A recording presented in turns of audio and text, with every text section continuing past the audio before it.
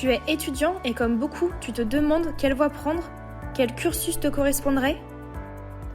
Conscient de la complexité du monde dans lequel tu évolues, tu t'interroges sur le rôle et l'impact que tu pourras avoir à travers ton futur métier ? Nous vivons dans un monde en perpétuelle évolution.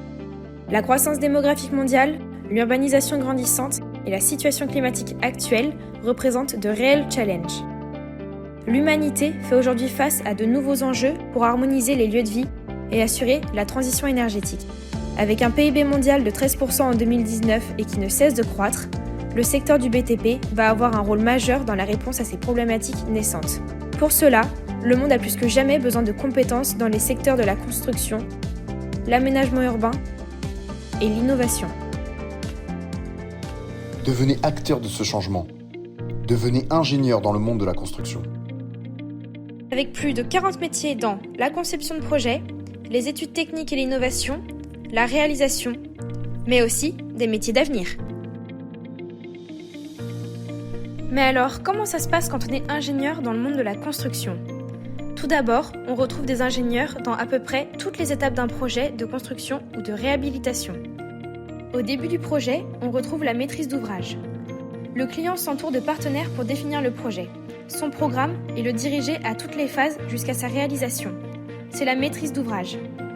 Il peut s'agir d'un promoteur immobilier, d'une collectivité publique, d'un bailleur social ou d'un client privé.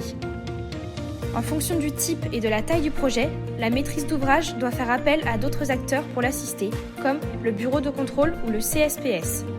L'ingénieur en bureau de contrôle s'assure du respect des réglementations et des normes lors de la conception et la réalisation de l'ouvrage. Le coordinateur sécurité et protection de la santé, ou CSPS, coordonne les différentes entreprises qui travaillent sur le chantier et y assure les règles de sécurité. Le maître d'ouvrage peut aussi avoir recours au programmiste et à l'assistant à la maîtrise d'ouvrage. Le programmiste s'occupe de réaliser un programme en adéquation avec la fonction du bâtiment. Celui-ci comprend toujours les aspects techniques, fonctionnels et environnementaux. Il permet notamment de répondre à un besoin et aux dynamiques d'un quartier et de la population. L'AMO assiste la maîtrise d'ouvrage sur le plan organisationnel, financier et sert d'intermédiaire entre la maîtrise d'ouvrage et les intervenants. L'AMO gère aussi la qualité environnementale et énergétique du bâtiment. Ensuite vient la phase de conception. On y retrouve la maîtrise d'œuvre. La maîtrise d'ouvrage et l'assistant à la maîtrise d'ouvrage choisissent une équipe de maîtrise d'œuvre composée d'un architecte du bureau d'études. L'architecte conçoit les plans et l'esthétique du bâtiment. L'ingénieur en bureau d'études techniques s'occupe de la conception technique de l'ouvrage, structure, électricité, thermique, et propose des solutions techniques adaptées. La maîtrise d'ouvrage peut aussi faire appel à des ingénieurs spécialisés pour certains ouvrages complexes nécessitant une expertise technique plus poussée. Une fois que le projet est structuré et dimensionné, vient la phase de réalisation. La maîtrise d'ouvrage et la maîtrise d'œuvre consultent une entreprise générale pour préparer et effectuer les travaux.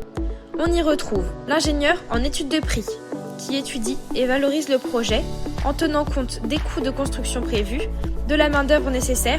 C'est son offre de prix qui a permis de décrocher le marché. L'ingénieur méthode, qui définit les process de construction et optimise l'organisation du chantier. Le conducteur de travaux, sur le terrain, qui est chargé d'organiser et veiller au bon déroulement du chantier.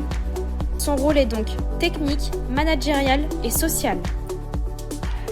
Ces ingénieurs travaillent de concert aussi bien pendant la phase de préparation du chantier que pendant les travaux afin de trouver des solutions aux aléas du projet, comme les retards, les intempéries, etc. Nous avons vu comment se passe un projet de construction de nos jours. Mais qu'en sera-t-il à l'avenir ?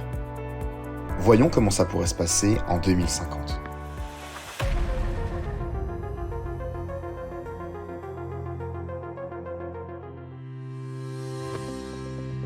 D'autres métiers pourraient émerger d'ici là. L'ingénieur en efficacité énergétique, qui utiliserait des technologies de pointe et des matériaux innovants pour mieux isoler les bâtiments. L'ingénieur en impression 3D, qui pilotera plus simplement les opérations imprimées. L'ingénieur en préfabrication, qui s'avisera de travailler sur des pièces préfabricables de manière toujours plus économique.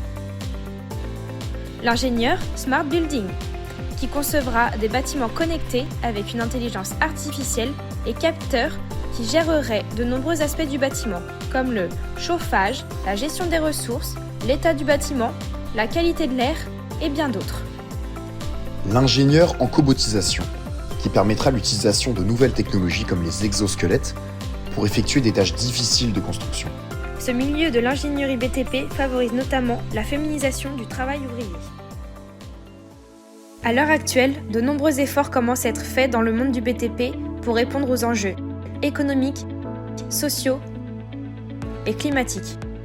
Même si le chemin semble encore long, la transition est déjà en marche.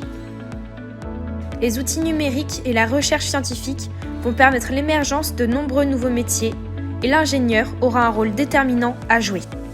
Et cet ingénieur, ça pourrait être vous. Pour plus d'informations sur les formations d'ingénieurs BTP à Junia HEI, veuillez consulter la page web www.hei.fr ou contactez-nous par téléphone. À très bientôt.